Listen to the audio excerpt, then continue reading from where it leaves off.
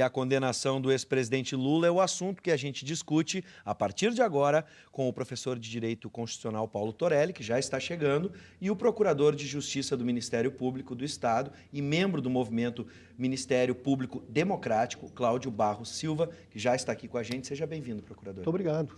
Bom, vamos começar bem tecnicamente, né, para explicar para as pessoas em casa. Após a sentença do juiz Moro, que condena o ex-presidente Lula a 9 anos e 6 meses de prisão, qual seria a próxima etapa?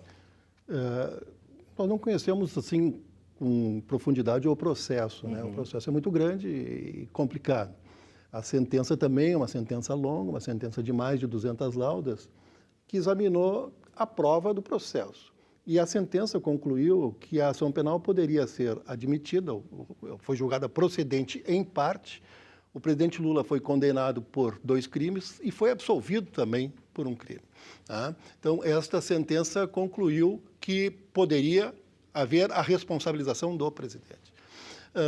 A defesa, pelo que nós vimos também, já anunciou que vai recorrer, e também o Ministério Público, por entender que a pena não está adequada aos crimes que o presidente, por ser presidente, cometeu. Então, nós teremos certamente recurso da acusação e recurso da defesa.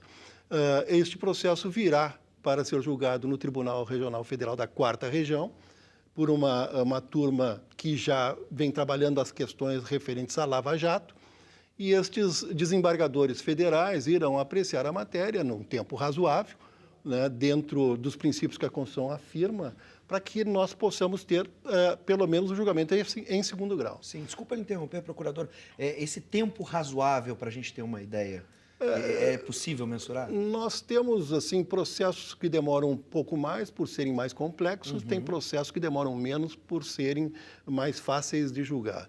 Como esta turma está trabalhando basicamente com estes processos, né, nós temos que ver a complexidade e como se dará, ou a estrutura que se terá, para efeitos de poder definir estes fatos no julgamento, porque há uma revisão, se devolve todo o julgamento, toda a matéria, para que estes 3 desembargadores possam julgar.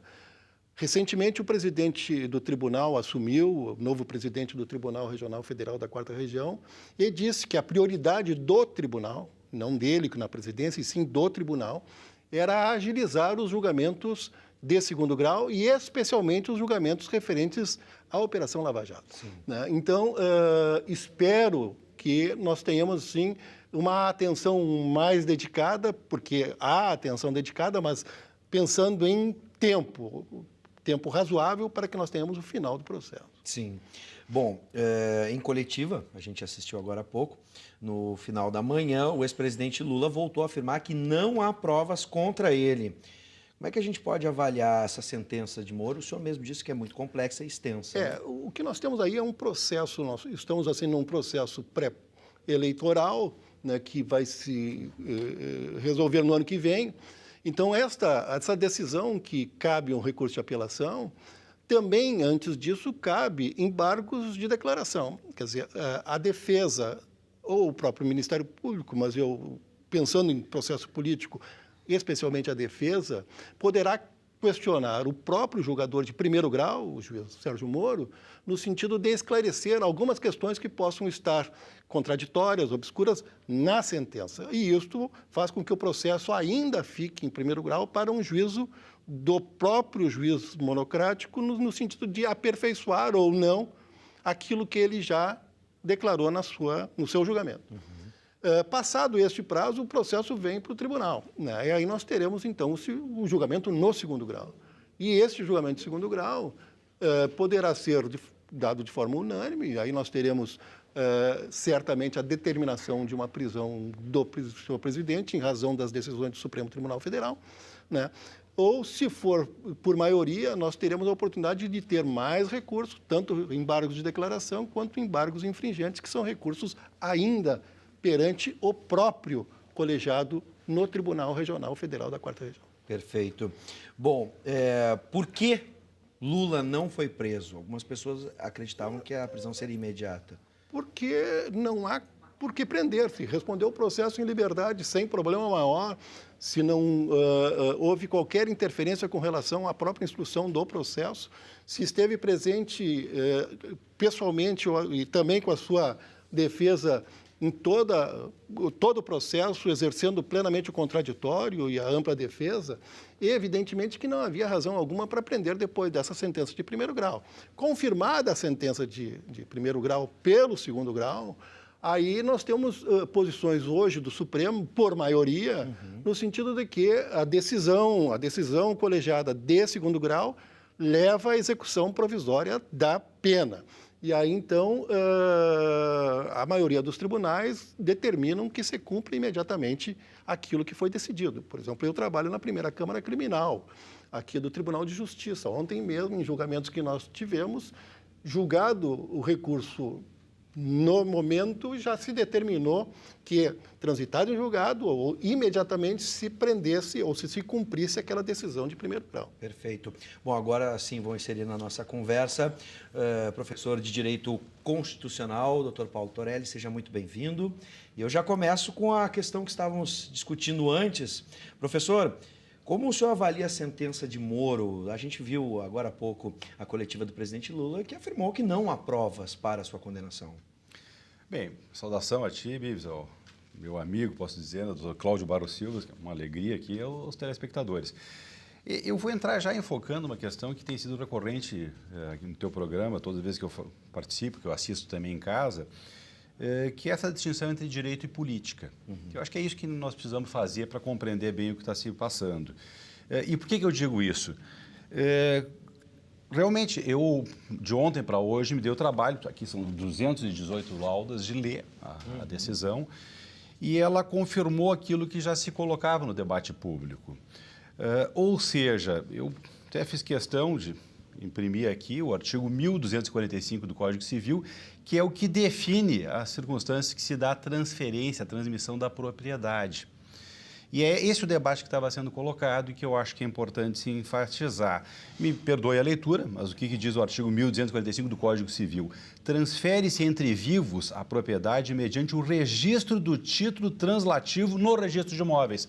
Desde 1916, podemos dizer que a partir de 1850 começou no Brasil a se definir isso e para todos os efeitos. Ou seja, é necessária uma escritura pública de compra e venda, feita justamente num tabelionato, e essa escritura pública que é o título hábil para transmissão de propriedade.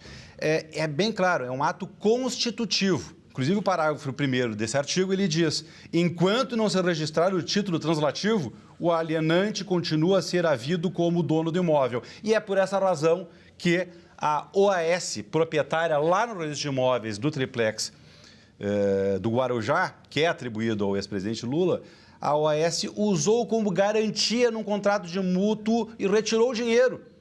Sim. Num empréstimo junto à Caixa Econômica Federal. Então, esta é a realidade que está posta. Pelo direito civil brasileiro, o proprietário não é o ex-presidente Luiz Inácio Lula da Silva. E esse debate aqui vinha se colocando. Eu me dei o trabalho de ler a sentença de ontem para hoje, e aí vem à memória o filme que nós assistimos numa crise que não termina. É impressionante, né? Na Coreia do Sul houve um impeachment, já se fez uma reeleição, foi agora no início do ano, já tem um novo presidente.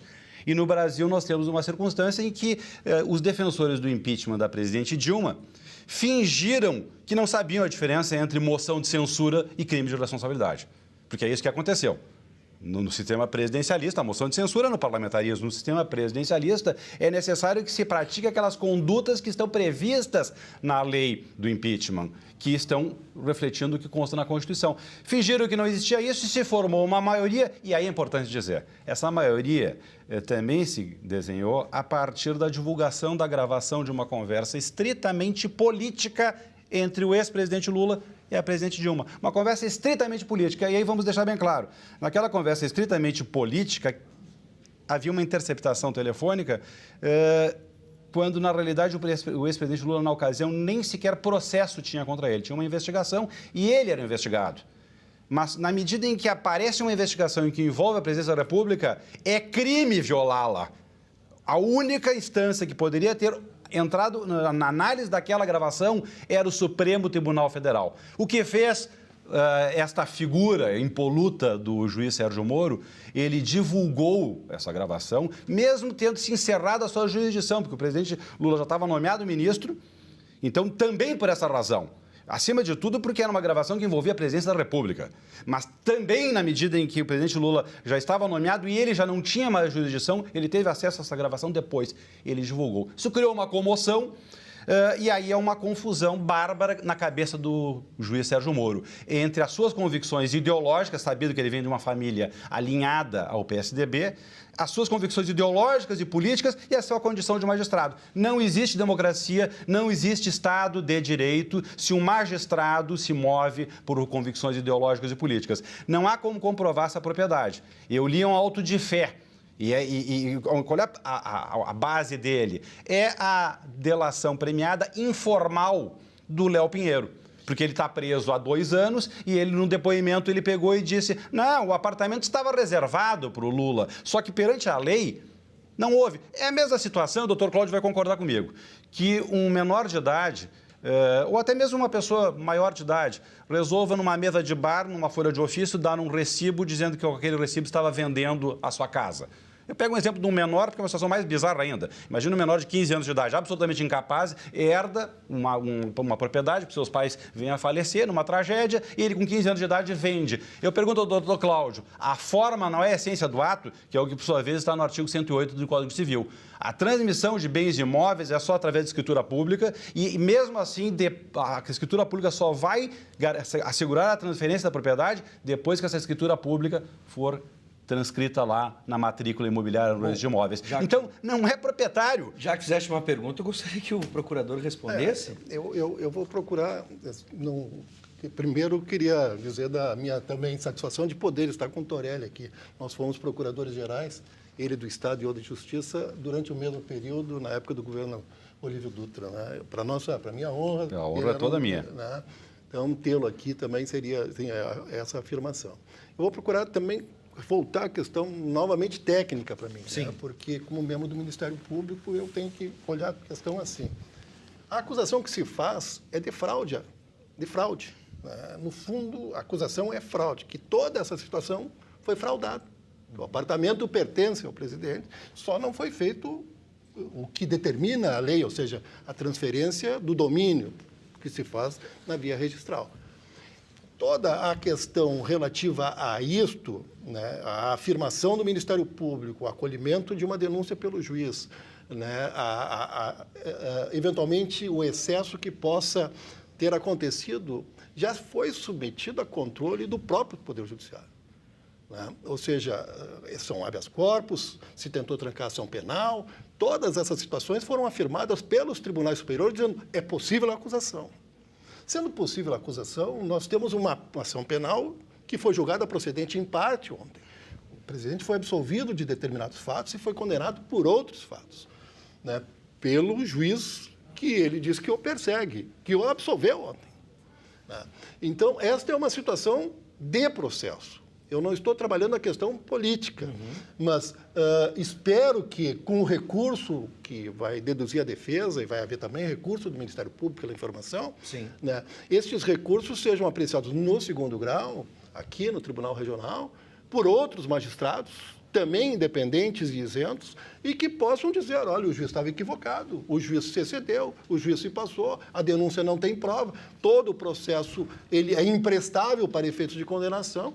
Então, nós estaremos diante de uma situação que o próprio julgador e o próprio tribunal vai dizer. Eu acho que esta é a situação que eu, como membro do Ministério Público, tenho que me colocar hoje. Eu não posso pegar e fazer o exame da posição política do presidente que eu ouvi e Torelli sabe, tenho simpatias pelas suas posições, né? Mas eu acho que nós temos que trabalhar, tirar a questão política e entrar na questão puramente técnica, processual, porque é um processo extremamente grave. Pela primeira vez, um presidente é processado e condenado.